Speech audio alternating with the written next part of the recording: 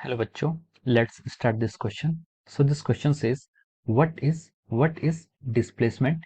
Is it a vector quantity? How can it be represented graphically?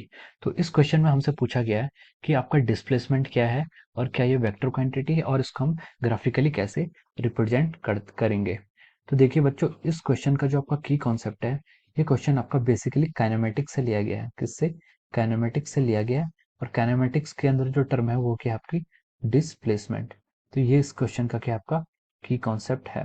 तो चलिए अब हम डिफाइन करते हैं कि डिस्प्लेसमेंट होता क्या है।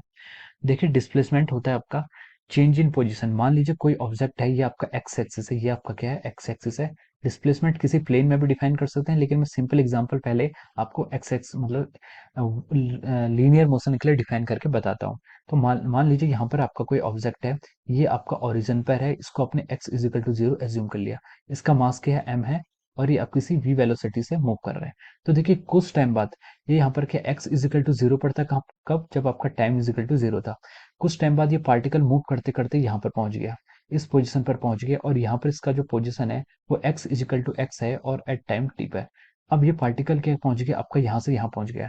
तो देखिए, जो पार्टिकल ने डिस्टेंस ट्रेवल्ड किया है, the distance between the initial and final position is called our displacement. Displacement क्या होता है? फाइनल पोजीशन और इनिशियल पोजीशन के बीच में डेल एक्स, इसको हम डिस्प्लेसमेंट के लिए डिनोट करते हैं, is equal to the distance travelled final minus initial distance को हम क्या कह सकते हैं? यहाँ से हम डिस्प्लेसमेंट डिफाइन करते हैं। तो हम यहाँ से इसको कह सकते हैं X minus zero, this is equal to X. तो इसका जो डिस्प्लेसमेंट है वो क्या है? एक्स है। तो ये आपकी क्या है? डेफिनेशन है डिस्प्लेसमेंट की। अब पूछ रहा है कि is it A vector quantity? Yes, obviously it is a vector quantity, क्योंकि इसके पास क्या है? कोई डायरेक्शन है। डिस्टेंस डिस्प्लेसमेंट के पास क्या होती है? डिस्प्लेसमेंट की एक पर्टिकुलर डायरेक्शन होती है, और ये अलोंग ए स्ट्रेट लाइन होता है। तो इसको हम डिस्प्लेसमेंट एक वेक्टर क्वांटिटी है। अब हमसे सेकंड एग्जांपल हम लेते हैं कि आप सेकंड एग्जांपल लीजिए। मान लीजिए आपका कोई प्लेन है, एक प्लेन में कोई ऑब्जेक्ट आपका मूव करता है। This is your x axis और ये आपका क्या है? वाई एक्सिस है। कोई ऑब्जेक्ट की मान लीजिए ये आपकी इनिशियल पोजीशन, ये आपका इनिशियल वेक्टर है। इस वेक्टर को मैंने आर आई बोल दिया।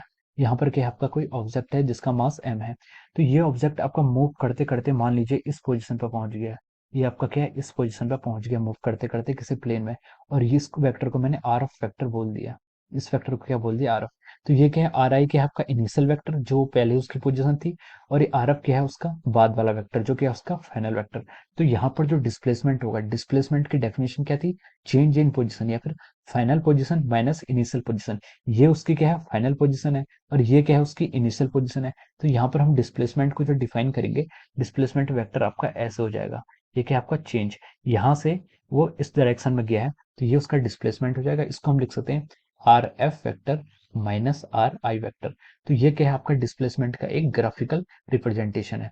Displacement is equal to X, del X is equal to R F minus R I, और it is a vector quantity. Displacement is a vector quantity. इसके पास क्या होती है? डायरेक्शन होती है। So I hope you all understood this concept. Thank you so much.